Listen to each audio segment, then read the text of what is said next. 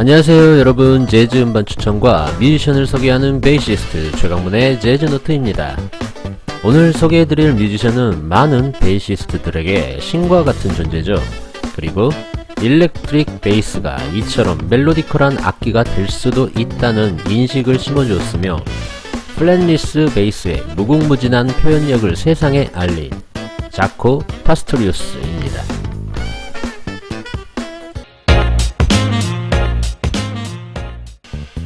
나는 인간이 목소리를 내듯 베이스를 연주합니다. 내 연주는 내 이야기 같은 거죠. 마치 가수처럼. 베이시스트 자코 파스토리우스가 했던 얘기입니다. 먼저 그의 동영상 자료들이 7, 80년대의 것들이라서 화질이 좋지 못한 점 양해 부탁드립니다. 그가 말한 대로 자코의 플레이는 재즈 일렉 베이스 연주 기법을 크게 발전시킨 뮤지션입니다. 너무 유명한 베이시스트이기에 자료가 워낙 많다 보니 중요한 것들 위주로 말씀드리겠습니다. 음악적으로 말하자면 그의 베이스 톤은 솔로 연주를 하기에 아주 또렷하고 빠른 템포에서 리듬을 잘게 쪼개가며 연주하는 핑거 펑크가 대표적이죠. 그의 플레이는 당시 플랫리스 베이스로 표현할 수 있는 것들은 모두 다 표현했다고 해도 과언이 아닙니다. 뮤트 주법에서 하모닉스라든지 더블스텝, 옥타브 등 16분 음으로 다양한 기교들을 구사하여 사람들이 말하는 듯한 프레이즈를 만들었습니다. 당시 그 어떤 베이시스트들에게서도 들어볼 수 없는 전대미문의 연주였죠.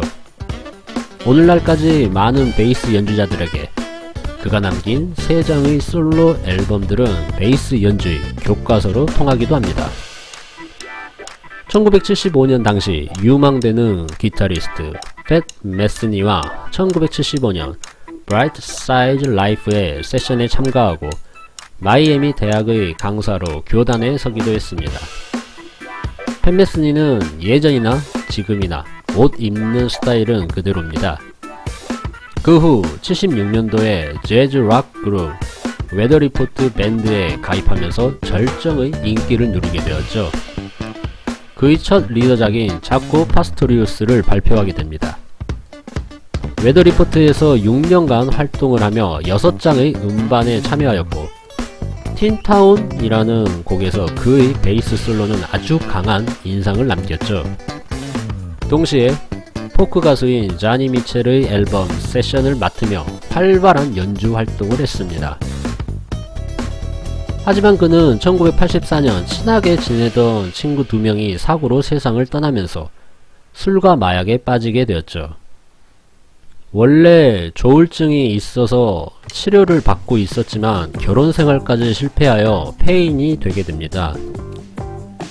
87년도에 한 클럽에서 술을 마시고 클럽 밴드의 공연을 보다가 베이스를 욕하면서 자신이 쳐보겠다고 행패를 부린 뒤 밴드와 시비가 붙었고 클럽의 문지기에게 아주 떡이 되도록 맞았습니다. 그 여파로 자코는 의식불명 상태에 빠져 결국 병원에 실려갔지만 열흘 뒤 안타깝게 뇌출혈로 사망하며 짧은 생애를 마감합니다. 또한 자코는 항상 거만한 성격이었다고 합니다. 공연이 끝난 뒤 술을 마신 후 연습을 하나도 안 했는데 사람들은 나보고 더 늘었다더라, 혹은 제 이름은 자코 파스토리우스입니다, 세계 최고의 베이시스트죠 라든지 동료 연주자들은 좋게 생각하지 않았으며 이런 것들은 자코의 지병인 조울증에서 비롯된 것 같습니다. 오늘은 그의 첫 데뷔 앨범인 자코 파스토리우스의 Come On, Come Over를 꼭 들어보시길 바랍니다. 아래 설명란에 음악을 들을 수 있는 링크를 적어 놓겠습니다. 펑크와 소울을 접목한 곡으로 그의 현란하고 화려한 펑키 베이스는 지금도 많은 베이시스트들에게 교과서이자 전설이 되고 있습니다. 지금까지 시청해주셔서 고맙습니다. 구독도 한 번씩 부탁드리면서 다음 이 시간에 유익한 재즈 뮤지션 및 앨범 이야기로 다시 돌아오겠습니다. 감사합니다.